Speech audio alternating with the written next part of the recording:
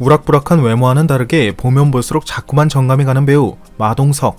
그리고 이러한 마동석을 국내 한정판 마블리가 아닌 월드와이드 마블리로 만들어줄 영화 이터널스.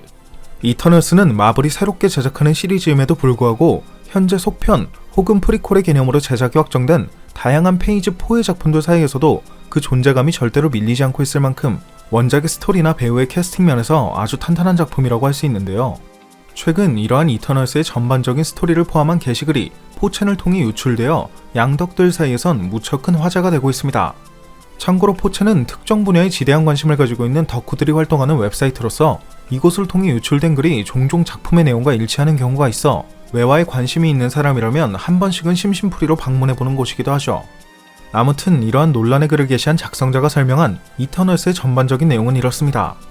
수천 년 전 지구로 방문한 셀레스티얼은 당시 원시인에 불과했던 인간을 실험하여 난폭한 성격의 흉측한 외모를 가진 데비안츠와 초능력과 수려한 외모를 가진 이터널스라는 두 종족을 창조했고, 두 종족은 오랜 세월 지구와 우주를 지배하기 위해 다툼을 멈추지 않았습니다. 하지만 오랜 다툼 끝에 결국 지구를 포기한 이터널스는 타이탄 행성이 무너진 후 올림피아라는 행성에 그 터전을 잡았고, 아이를 임신하거나 인간과 어울리는 것을 금지하였는데 이는 인간을 자신들보다 하찮은 존재로 생각했기 때문이었죠.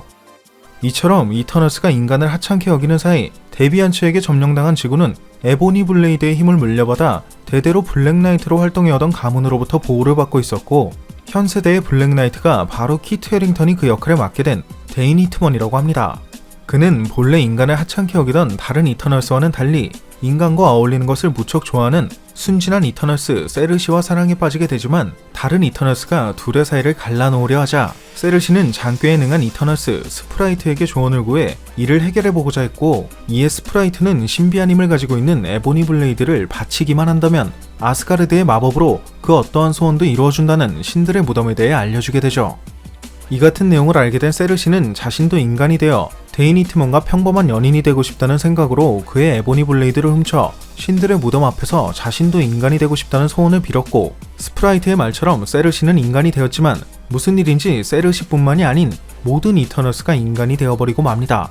심지어 데인 히트먼마저 블랙나이트의 힘을 잃고 평범한 고고학자가 된 것도 모자라 나머지 이터널스 역시 자신들의 과거에 대해 모두 잊어버린 채 말이죠. 그렇게 본래의 기억을 잃은 채 새로운 삶을 살아가게 된 이터널스 중 과거 쿠데타를 일으킨 죄로 도시에서 추방되었던 길가메시는 결국 반란에 성공하여 이터널스의 리더였던 아이작을 추방했고, 강력한 무력을 바탕으로 은하계를 지배하는 최강자로 군림하려 하죠.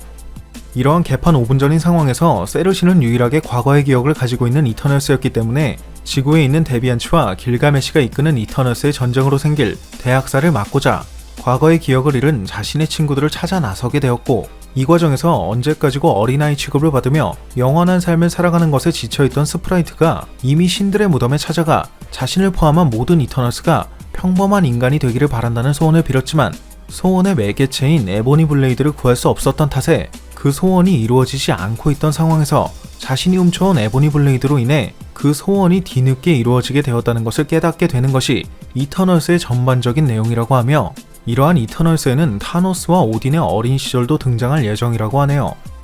뭐 이렇게 보면 원작 코믹스의 설정도 좀 보이는 것 같고 그와는 아예 상관이 없는 내용이 등장하는 것 같기도 한데, 일단 마블 코믹스의 본고장인 미국 쪽에선 나름 반응이 괜찮은 가설이기도 하고, 이렇게 4채널 통해 올라온 글들 중에 꽤 주목을 받았던 것들은 실제로 그 내용이 맞는 경우도 덜어 있었기 때문에 이렇게 이터널스가 개봉하기 전 한 번쯤 재미로 볼 만한 이야기가 되기에는 충분하지 않을까 싶네요.